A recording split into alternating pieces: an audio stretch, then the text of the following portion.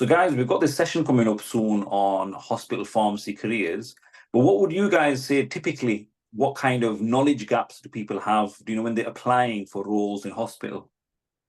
So I think when people are applying for roles in hospital, they often, due to lack of hospital experience, they often don't know the day-to-day responsibilities of the role, the types of expectations, and the day-to-day practice at ward level. Because of that, they often struggle with the application process and the interview process in knowing how to write that application, what information to include, and how they can demonstrate that at an interview. Yeah, so what a pharmacist would do on a typical day to day is something that you feel is often lacking. Absolutely, yeah. Things like your drug history taking, your medicines reconciliation, the clinical screening process, and the discharge planning part is often assessed either in the application form or at the interview stage. Okay, cool. And in relation to, because I know Dev, you do quite a few bits and bobs with regards to your role. What kind of roles then generally, are available in hospital? Would you say what kind of things, do you see pharmacists doing in hospital? Yeah, there's a multitude of things. I mean, it's evolved over the years significantly. When you initially join, there's a lot of focus, and your fundamentals and foundations have to be on the clinical acumen. So that is the focus initially. But going on from there, there's a host of things. You could be in aseptics, you could be in medicines information, myself in digital, leading the digital transformation across the organization, and even in specialty clinical roles, depending on the hospital. You could be in cardiology, stroke, and so on. So there's quite a few areas aside from just general management that you could delve into.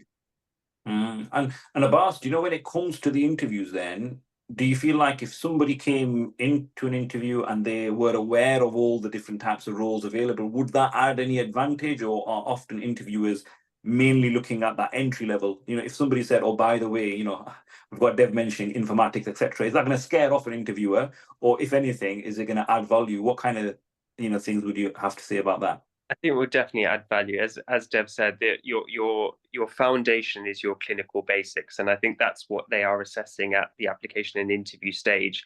Once you've developed that and you've built on that as a foundation, you've then got the opportunity to start specializing in roles. But most of the roles within hospital will be heavily reliant on that clinical foundation. And I think the other thing as well is when people do apply for the roles, one of the things that they struggle with is the interviews. I hear that a lot of people, well, not a lot, but people do get through to the interview stage, but then they tend to stumble at that interview stage. So, I mean, what's the general layout of an interview? What kind of things are usually covered, and any tips on that side? There's a broad range of interview questions that will be covered when applying to hostels. Some will include basic knowledge assessments, sort of prompting and probing questions about personal experience and how they can apply that to demonstrate the skills and responsibilities expected in hospital. You can get different types of scenario-based questions of how you'd manage certain problems or scenarios that will demonstrate your clinical prioritization and your problem solving skills as well. There might be some OSCE style scenarios as well, where you have to sort of pretend that you're counseling a patient on discharge.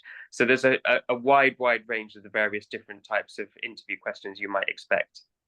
And I think the thing is, like when it comes to things like prioritization, I guess, if somebody's applying for a job in hospital from community pharmacy or general practice, they might think that they don't have the background, but tasks like that, I think we all are prioritizing, aren't we, on a day to day? So, what kind of advice would you give, particularly for tasks like that? Do they bring in their experiences? Because I know some people might shy away from that, really.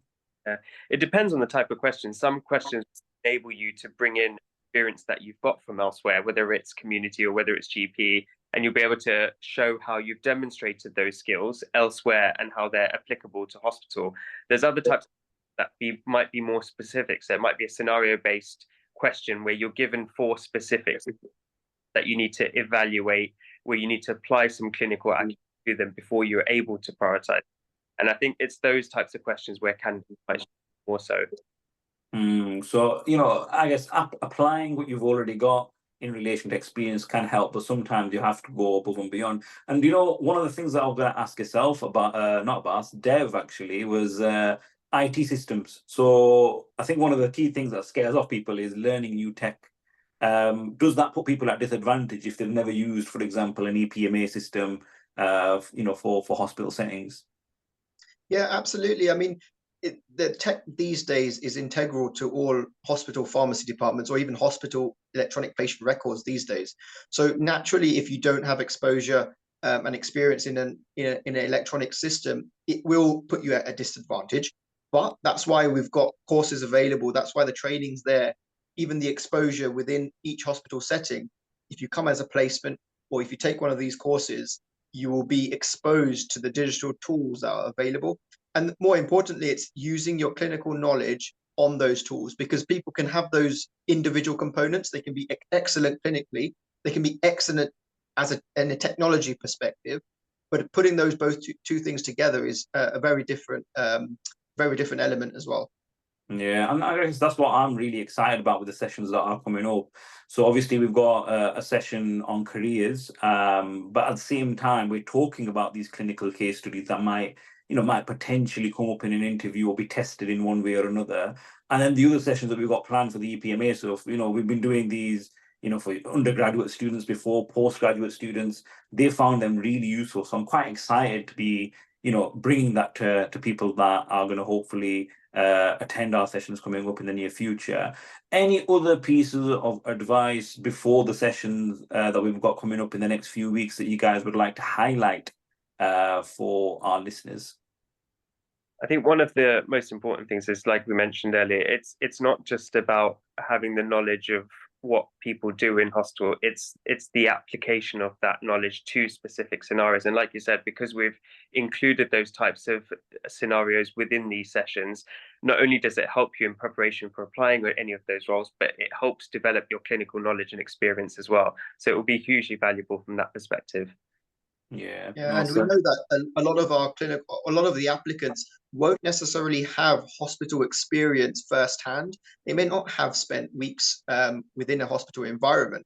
But what this episode does and what this training session does is provide you that link, gives you that exposure to what you might need to know, starting at a hospital pharmacy department and within the interview as well.